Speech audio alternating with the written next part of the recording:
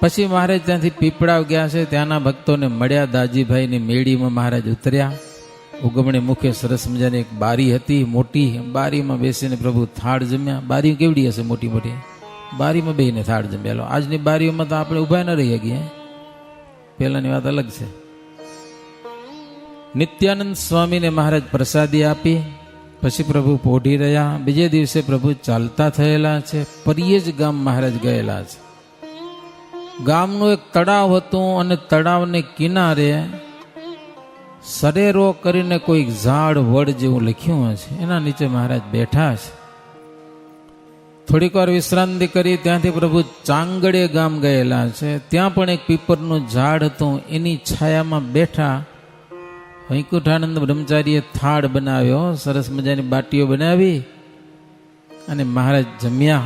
ત્યાંથી પ્રભુ ચાલ્યા તો પ્રભુ વેલ ઉપર બેસીને જતા હતા. બીમાર હતા ને એટલે ઘોડા ઉપર થોડાક ઓછા બેસતા.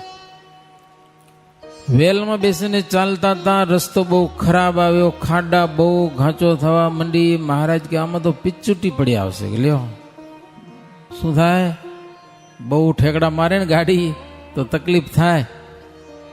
એટલે મહારાજ કે હવે ઘોડી ઉપર હાલવું હોય. ઘોડી ઉપર ગમે ખાડા હોય તો એટલા ઘાંચા ના હોય, ઘોડી જોઈ જઈને હાલે ને. થોડુંક ગાડાને ખબર ના પડે, વ્હીલ આંધણા હોય, જ્યાં પડે ખાડામાં છે પણ ઘોડી થોડુંક જોઈને હાલે તો ધીરે ધીરે હલાવો તો.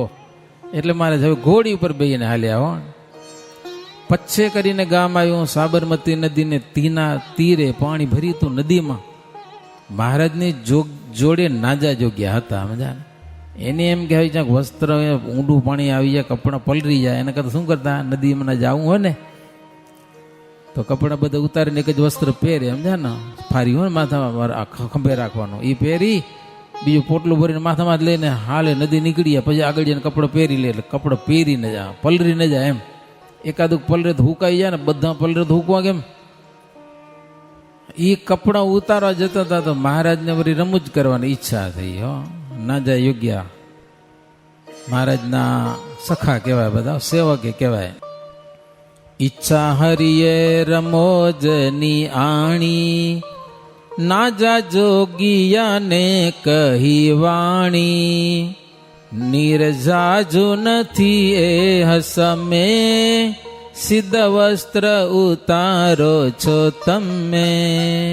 મહારાજ કે નાજા ભગત ને કે ભગત પાણી ઊંડું નથી બહુ, કે હો કપડું ઉતારવાની જરૂર નથી, પહેરી હાલો, જરા કદર કરી લેવાના. હો સારું. મહારાજ ના પાડી એટલે કાંઈ નહીં ઉતારવાનું. મહારાજ કે અમારી પાછળ પાછળ હાલ્યા આવો. કે માણકી ઘોડીની પાછળ પાછળ હાલ્યા આવો. એ પાછળ પાછળ હાલ્યા તો મહારાજ જાણી કરીને ઊંડામાં હાકી પાડે. મહારાજને ખબર હોય ને ઊંડું પાણી ક્યાં છે એમ. તો ઊંડા ખાડામાં હાકી તો ઓચેદાનો ફૂટ 1.5 ફૂટનો ખાડો આવ્યો. ભગત છે અહીંયા સુધી આજે બધા કપડા પલરી જાય, ના જાય ગયા ને, સમજાય ને, આખા પલર્યા. અને શ્રીજી મહારાજ ને બધા સખા હસ્યા. સમજાને, બીજા હસે તો આપણે દુઃખ લાગે કે ના લાગે? તમે કયો, આપણે કંઈક એવું પડી જાય. તમે મહાભારતની કથા જોઈ હશે, નથી જોઈ? દુર્યોધન આવતો હતો અને સભામાં, અને પછી પાણી દેખાતું હતું ત્યાં એને કપડાં ઊંચા કર્યા, અને પાણી જ્યાં નથી દેખાતું ત્યાં કપડાં નીચે મૂકીને પડ્યો પાણીમાં. જાને દ્રૌપદી શું કે, આંધળાને તો આંધળા જ હોય ને, એમાં આખું મહાભારત થયું ભાઈ. દ્રૌપદી એટલે બોલ્યા કે આંધળાને તો આંધળા જ હોય ને, મહાભારત રચાણું.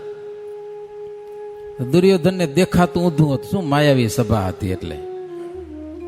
હવે દુર્યોધન જતો તો આખી સભા ભરીને બેઠી હતી. શ્રી કૃષ્ણ ભગવાન, બધી પત્નીઓ, પાંડવો અને દ્રૌપદી, આ બધા મોટી સભા હતી.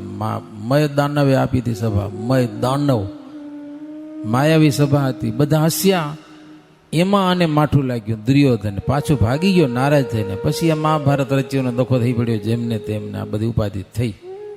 તો કોઈક હસે આપણા ઉપર તો દુઃખ લાગે કે ન લાગે? જરૂર લાગે. પણ મહારાજ હસ્યા, બધા ભક્તો હસ્યા. નાજા ખાચરને દુઃખ જરા ન લાગ્યું. પલરી ગયા પોતે તોય જાણી કરીને મહારાજ પલાડ્યા. હો નાજા ભગત પણ બહુ રાજી થયા. શું કામ? મહારાજ રાજી થયા ને આપણે પલરી આમ જોઈને, એટલે બસ એ આપણે ફાયદો. જે તે પ્રકારે મહારાજને રાજી કરવાના. મને પલાર્યો તો ભલે પલાર્યો, પણ મહારાજ તો રાજી થયા ને. આવી સમજણ ખપે, સમજાય કે નહીં?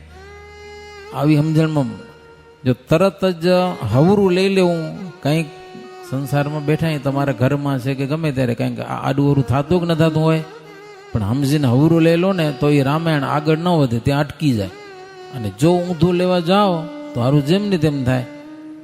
એટલે નાજા ખાચર રાજી થયા, આખા ભલે ને પલરી ગયા, પણ મહારાજ રાજી થયા કે નહીં થયા? હસ્યા મહારાજ, ભગત બહુ રાજી થયા. પ્રભુ કોઈ રીતે રાજી થાય, હરિભક્તનું મન હરખાય.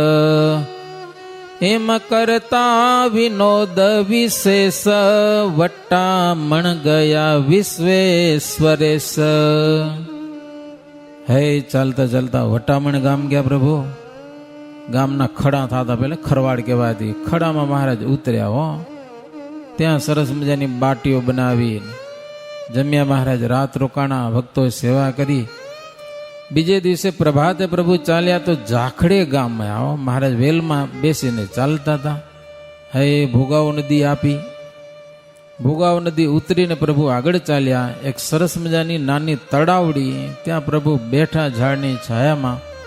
વૈકુંઠાનંદ બ્રહ્મચારી કે મહારાજ પાણી ચોખ્ખું છે, સ્નાન કરી લ્યો નિત્ય કર્મ. મહારાજ કે ભલે. નાયા ધોયા, પૂજા પાઠ કરવાનું, તિલક ચાંદો કરવાનો, એ બધું મહારાજ કર્યું.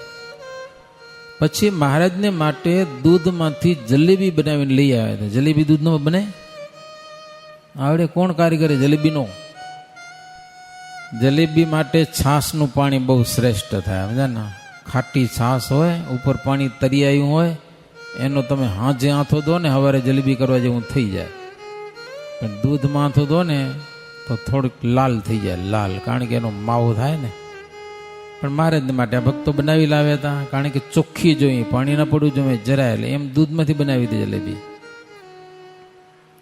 મહારાજને જલેબી જમવા દીધી, પણ મહારાજ કે એના ભેગું આંબલવાણું જોઈએ. એટલે આંબલવાણું ખાધું તમે કોઈ? જમ્યા છો આંબલવાણું? બહુ વર્ષો પહેલા મળતું, રોટલીને આંબલવાણું થતા. હરિસ્મૃતિમાં લખ્યું નિષ્કુળાનંદ સ્વામી, આંબલવાણું જમતા જોયા છે. આંબલવાણું એટલે ખાટી આંબલી, કાતરા પાકેલા હોય ને એને પાણીમાં નાખીને ચોરવાના. એ રસ બધો પાણીમાં થઈ જાય, પછી એમાં સેજ નિમક કે ગોળ કે નાખે, એમાં ગોળ પણ નાખે, સમજ્યા ને? પછી એને કહેવાય આંબલવાણું. જેમ કેરીનો રસ અને રોટલી ખાઓ ને, એમાં આંબલવાણું અને રોટલી ખવાય. તમે ટ્રાય કરજો, હવે મજા નહીં આવે, કારણ કે હવે આઈટમ બહુ થઈ ગઈ. પીઝા ને બર્ગર ને ને તી ને જાત જાતની આઈટમ. માણસોને ઘરે ભાવે ને તો હોટલોમાં ખાવા જાય ને, હારામ હારી મોઘી આઈટમ ખાવા છે લ્યો. પણ જોજો માં જીતી નથી નાખતા ને, ક્યાંક ઈંડા નાખી દેરા. એ ખવાય ને, જે ધ્યાન રાખજો. બજારની વસ્તુ ખાવામાં બહુ વિશ્વાસ આજે આવે એમ નથી. જવાનો બહુ ખતરાવાળો છે. લગભગ જે મુલાયમ વસ્તુ કરવા માટે એમાં ઈંડા નાખવા પડે છે. આપણે મેંદાની વસ્તુ હોય ને, મેંદાની ફૂલેવી વસ્તુ, એને મુલાયમ કરવા માટે ઈંડા નાખે છે કુકડાના, તઈ એ મુલાયમ થાય છે. નહીતર કડક થઈ જાય. કડક તમને ભાવે નહીં પાછી. એના કરતાં ઘરે બનાવી લો, કડક થાય કે ઢીલી જાય, જેવી થાય આપણે જ ખાવી હોય ને, ખાઈ લેવી. પણ જીવન ચોખ્ખું રાખવું ને એ બહુ મહત્વની વસ્તુ છે. શ્રીજી મહારાજ આંબલીનું પાણી એટલે આંબલવાણું, આંબલીનું પાણી અને જલેબી જમ્યા હો. પછી મહારાજ ત્યાંથી ચાલ્યા, કમિયાળા ગયેલા છે. ત્યાં મોડ ગઢવી સામા આવ્યા, મહારાજને દંડવત કરીને વંદન કર્યા, ખૂબ રાજી થયા. ત્યાં પણ શ્રીજી મહારાજ તળાવની વાયુ દિશામાં બાજુમાં આંબલી હતી, આંબલી નીચે મહારાજ ઉતર્યા. ઓલા ગઢવી હતા, સીધું બધું લઈ આવ્યા અને અહીંયા રસોઈ બનાવી. વૈકુંઠાનંદ બ્રહ્મચારીએ રોટલા બનાવ્યા અને ચણેચીની ભાજી બનાવી. મહારાજ ભાવથી જમ્યા છે. પછી મોડભાઈને પ્રસાદી પણ મહારાજ આપી હો. દરબાર હતા એટલે પૂર્ણાનંદ સ્વામીના છંદ બોલ્યા, મહારાજ સંભળાવ્યા હો. મુક્તાનંદ સ્વામી અને પ્રેમાનંદ સ્વામીના કેટલાક કીર્તનો સંભળાવ્યા. મહારાજ બહુ રાજી થયા હો. મોઢે કરેલા કીર્તન આજે મોઢે નથી આવતા. લ્યો, હાથમાં મોબાઈલ આવી ગયો, જ્યારે જોઈએ તેમાંથી જડે કીર્તન. જી ગાવું હોય ત્યારે જોવા મળી જાય. સાચું ખોટું? સારું જોઈને પણ બોલાય એટલું સારું, સમજા કે નહીં? ત્યાં રાત રહી અને પ્રભુ પ્રભાતમાં ચાલતા થયા અને મહારાજ રોજકા ગામ પધાર્યા છે. જગ્યા ત્યાં સંતને ઉતર્યાની હતી, ત્યાં ઉતર્યા સુખદાની. પ્રભુ કાયામાં કસર જણાવે, દેખી સંતને દિલગીરી આવે. રોજકામાં હરિભક્તો ભેગા થઈ અને સંતોને ઉતરવાને કંઈક ઉતારા બનાવ્યા હતા નાના સરખા. મારે ત્યાં ઉતર્યા છે તો ત્યાં સંતો હોય થોડાક ભેડા. કાયામાં કસર જણાવે એટલે બીમારી જણાવે હો મહારાજને. એટલે સંતોને તો દુઃખ થાય. એટલે મહારાજ સંતોને વળી ઉપદેશની વાતો કરી. મહારાજ કે શરીર તો નાશવંત જ છે કે આ શરીરમાં તમે ક્યાં સુધી આશા રાખો? ક્યારેક કેવી બીમારી આવે, ક્યારેક કેવી બીમારી આવે. કેટલાક માંદા થઈ એને હાજા કરવા માટે લાખો રૂપિયા નાખી દે તો હાલો ઓલો મરી જાય, કેન્સર થઈ ગયું ક્યાંક. જિંદગીની બધી કમાણી નાખી દે. કેટલાકને તો વાડીઓ વેચવી પડે એની દવા કરવા માટે. આટલો બધો ખર્ચો કરીને એ તો પાછો મરી જ જાય. એના વાંહે માણસો રહ્યા હાવ કાંઈનો ખાલી હાથે ગયો. પડીક્યું ખાઈ અને માંદો થઈને કેન્સર થયું. કેન્સરની દવા કરતા કરતા લાખો રૂપિયા ખાઈ ગયા અને પાછો મરી ગયો. જીવતો રહ્યો તો કંઈ કમાય ખરો એ ગયો. એટલે શરીર જો કે એવું છે, એની બીમારી કેવી ને કેવી આવે. મહારાજ આવી કેટલીક ઉપદેશની વાતો કરી. ગજા કઢી આવ્યા મહારાજ, મારે ઘરે થાળ જમવા પધારો. મહારાજ હારું. એના ઘરે ગયા શ્રીજી મહારાજ થાળ જમ્યા છે. ત્યાં ધોલેરાના ભક્તો બધા આવ્યા હતા કેટલાક. મહારાજને માટે ભેટ સામગ્રી લઈ આવ્યા. મહારાજ બધું પ્રેમથી સ્વીકારી છે. આમાં લખ્યું છે કાજુ કડિયા દ્રાક્ષ બદામ પેંડા આદિનું ભર્યું ઠામા. જો કાજુ ને કાજુ કડિયા લોરા છે, કાજુ કડિયા દ્રાક્ષ બદામ પેંડા ત્રાસ ભરી ભરી લઈ મહારાજને ભેટ કર્યો. મહારાજ પ્રેમથી સ્વીકાર્યો છે. ત્યાં રાત્રિ વીતના દી ઉગે પ્રભુ ચાલતા થયેલા છે, પરબડીએ ગયેલા છે. ત્યાંથી ત્યાં સરોવરની પાડે પીપરનું ઝાડ, ત્યાં મહારાજ વિશ્રાંતિ કરી. તળાવમાં નાયા ધોયા. હો ત્યાં સત્સંગીઓ કેટલાક આવી ગયા ગામના. ભાતની ભેટો મહારાજને અર્પણ કરી. ત્યાંથી પ્રભુ પોલારપુર પધાર્યા છે. પોલારપુર ભીમનાથની બાજુમાં આવ્યું. ત્યાંના ભક્તજનોને મળી અને મહારાજ ત્યાંથી કુંડળ પધાર્યા. કુંડળમાં મામૈયો પટગર હતા. એને ઘેર પ્રભુ ઉતર્યા છે. ત્યાં પણ સરસ રસોઈ બનાવી. એ સંતોને પણ રસોઈ દીધી. બધાને પ્રેમથી જમાડ્યા. મહારાજ જમ્યા. પછી ભગવાન શ્રીહરિ ત્યાંથી કારિયાણી પધાર્યા છે. કારિયાણીથી મહારાજ ઝિંઝાવદર ગયા. ને ઝિંઝાવરની નદી નિંગાડા નદીમાં પ્રભુ સ્નાન કરી અને નદી કાંઠે બેસીને મહારાજ સાથવો જમ્યા. 7 પ્રકારનું ધાન કોરે કોરું શેકી નાખવાનું, પછી એને દળી નાખવાનું, પછી એમાં મીઠું નાખી દેવાનું આવે એટલું. પછી કોથરો ભરીને જાવું યાત્રા કરવાના. જઈ ભૂખ લાગે એમાં પાણી નાખી મિક્સ કરીને ખાઈ લેવાનું. સમજ્યા કે નહીં? કાંઈ ન જોઈ. એને કહેવાય સાથવો. ઘી તેલ રસોઈ કરવાની માથાકૂટ જ નહીં. જમી લો, તમારું શરીર બરોબર હાલે. પછી ભગવાન શ્રીહરિ ત્યાંથી રાધાવાવે ગયેલા છે. મહારાજને રાધાવાવ બહુ પ્રિય હતી. રાધાવાવમાં જઈ અને પ્રભુ જલપાન કરેલો છે. અને શ્રીજી મહારાજ ત્યાંથી ગઢપુરમાં પ્રવેશ કરેલો છે. ગઢપુરના ભક્તજનો ખૂબ હરખ્યા છે. મહારાજ આવ્યા, બહુ આનંદ થયો. ગોપીનાથના દર્શન કરી ઉતર્યા દરબારમાં હરી. વીત્યા 2-3 વાસર જ્યારે મહારાજે વિચારીને ત્યારે. જો ગઢપુરમાં આવ્યા એટલે મંદિરમાં તો થઈ ગયું. તો મંદિર પહેલા ગોપીનાથજીના દર્શન કર્યા. તમે ભૂજ જાઓ એટલે શું પહેલા દર્શન કરવા જાઓ, બીજું કાંઈક કામ કરી લો બધા. કેટલાક તો તરસ લાગ્યો તો સીધા પાણી પીવા જાય ને પછી દર્શન કરવા જાય. થોડુંક અનુસંધાન રાખવાનું. મંદિરમાં આવ્યા છીએ, દેવના દર્શન થાય છે. તો પહેલાં દર્શન કરીને પછી પાણી પીવું. પહેલાં મિસ્ત્રી લોકો આવતા ને એ જરિયાથી ને ધનબાદથી ટ્રેનમાં બેસીને ભુજમાં નન્નાળદેવના દર્શન કરવા આવતા હોય, ટ્રેન હાલી આવતી, પેલી ટ્રેનનું માઠી હાલતી, હવે તો ટ્રેનનું ફાસ્ટ થઈ ગયો. કચ્છનું રણ આવે ને સુરબારી લંઘીને ટ્રેન કચ્છમાં આવે એટલે નિયમ લઈ લે, બસ જ્યાં સુધી નન્નાળદેવના દર્શન ન થાય ત્યાં સુધી પાણી પણ પીવે નહીં હો. ટ્રેન તો બપોરે આવે 12 વાગે ઠાકોરજી ઉઠી જાય, મંદિરમાં આવે પણ જમે નહીં કાંઈ, પાણી ન પીવે. છેક 4 વાગે દર્શન થાય ઠાકોરજીના, ઠાકોરજી દર્શન કરીને પછી પાણી પીવે હો. એવી ટેક હરિભક્તોની હતી. સાધુ તો રાખે પણ તમારે પણ ક્યાંય પણ જાય પહેલાં તો દર્શન કરવાની તાણ પેલી રાખવાની, પછી પાણી પીવું, કે બીજું જે હોય જમવાનું હોય પછી વ્યવસ્થા કરવાની. મહારાજ આવ્યા ગઢપુરમાં, 2-3 દિવસ થઈ ગયા.